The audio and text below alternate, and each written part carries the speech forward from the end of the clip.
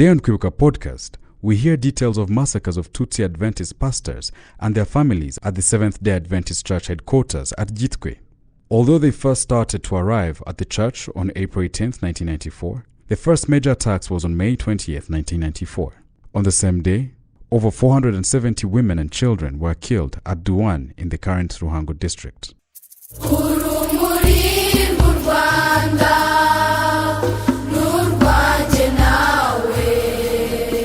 May 20th, 1994. Massacres of Seventh-day Adventist Tutsi pastors at Gitwe. Massacres of Tutsi women and children at Duwane in Ruhango district. About 74 Seventh-day Adventist pastors and their families were killed in Gitovu on May 20th, 1994. Gitovu is in the former Gitarama prefecture, Murama commune in Ngomero sector, now in Nyanza district, sector of Michingo in Ngomero cell. The Tutsi pastors of the Seventh-day Adventist Church and their families fled to Gitwe because there was a headquarter of the church called Field, and they hoped to be protected and saved. Some of them did their pastoral work there and hoped they would not be betrayed by their fellow Hutu pastors. They also felt that the killers would not dare to kill them at the church headquarters. Others from Masango, Tambwe communes in Ruhango, and Nongwe commune in Nyanza and elsewhere joined them. The first group arrived on April 18, 1994, and others kept coming to seek refuge there. They were killed on May 20, 1994, after spending a whole month as refugees at the church headquarters. They had all gathered in the church as families kept on coming to seek refuge at the church headquarters. Only a few pastors and their families, as well as some church teachers, were allowed to enter. Others, including Ezra Kajaguhakwa, who lived in Buhanda and was a member of the church, were sent away. Life at the church was difficult. The Adventist church provided them with very little food support in comparison to their large number. Ordinary citizens and fellow Christians from the neighborhood did not supply them with anything.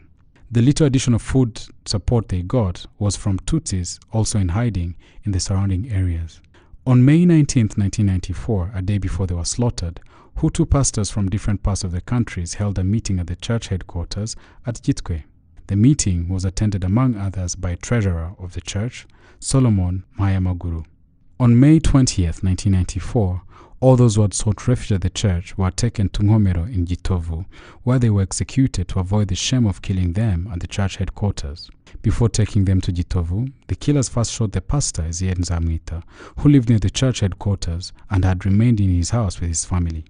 He was shot by one of the gendarmes who had come from Nyanza to set an example for the rest of the killers.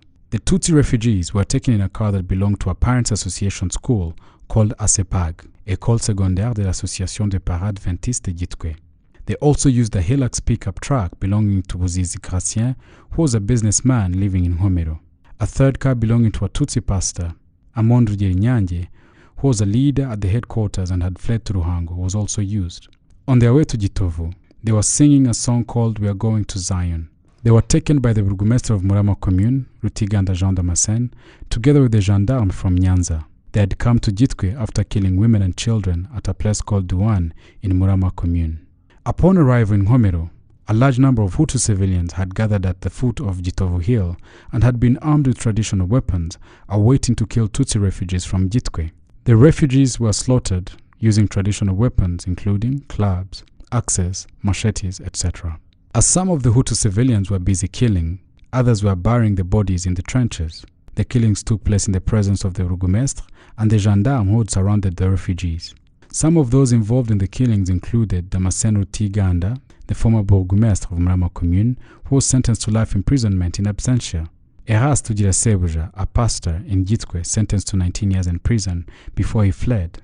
Solomon Mayamaguru, a treasurer of the church who was sentenced to 19 years in prison but now lives in the Philippines, and Charles Mugenzi, a driver of ASEPAG, who also fled the country. There were also gendarmes from Nyanza and the Ineramwe militia. A genocide memorial site in Gitwe serves as the final resting place for the pastors and their families who perished in the genocide against the Tutsi. At Duwane, on May 20, 1994, about 476 women and children were killed. Men and boys had already been killed. Duwane is located at the former Gitarama prefecture, Murama commune, Bweramana sector in Rugwavuningo cell, which is currently in Ruhango district, Bweramana sector, Murama cell and Gasharu village. The Tutsis who had fled to Duwane were from different sectors of Murama commune, especially in Bweramana sector. Others were from Masango and Kigoma communes of Gitarama prefecture. Some of them had first fled to the Nyabitare Adventist church in Murama commune, but left after the church had been attacked. They had taken refuge there because there was no other secure place in the area. They had initially wanted to seek refuge at Murama commune offices, but they were warned that they could be killed there. Finally, they decided to flee to Duwane and were hiding in unfinished houses belonging to Rukara. As they had arrived at different times, some of them had already spent almost 2 weeks at Duwane, living in harsh conditions with their young children. They begged for food supplies from those of them who could reach their fields unharmed, mainly those who were not hunted. They were also eating guavas from the nearby trees and being supported by few neighbors. Still, it was not enough. Out of fear, some of the refugees were spending their days hiding in the bushes and joined others in the house when it was raining or at night. On May 20th, 1994, an attack was launched by Jean Damascene Rutiganda, the former burgomaster of Murama commune. He was accompanied by gendarmes from Nyanza, Ineramwe militia, and other killers from the general public.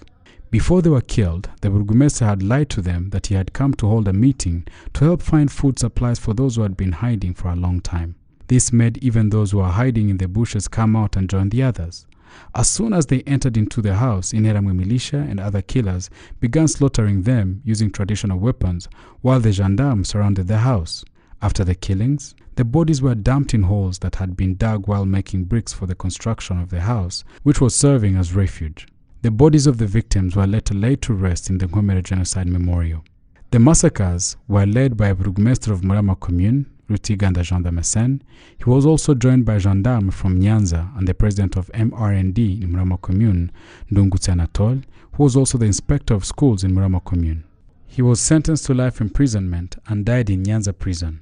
Ndungutse was a brother to the infamous Ineramwe called Sekamonyo, who was sentenced to life imprisonment and also died in Nyanza prison. There are also other members of the Ineramwe militia like Munyanyindi Augustin and Ngofero. The two were sentenced to life imprisonment and are serving their jail terms in Nyanza prison.